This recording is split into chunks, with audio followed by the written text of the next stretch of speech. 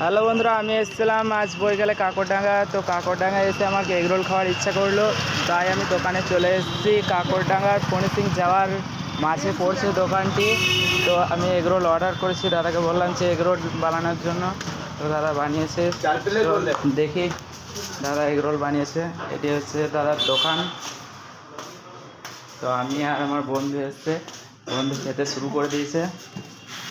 আমার এগরোলটা বানানো পড়ে আছে, তো আমি এগরোলটা তুলে নিই।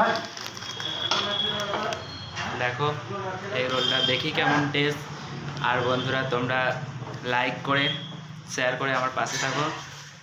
আর তোমাদের যদি আসতে ইচ্ছে করে তো কাকরডাঙ্গার মোড়ের থেকে কিছুটা যেতেই পড়ছে এই রেস্টুরেন্টটি, তোমরা আসতে পারো।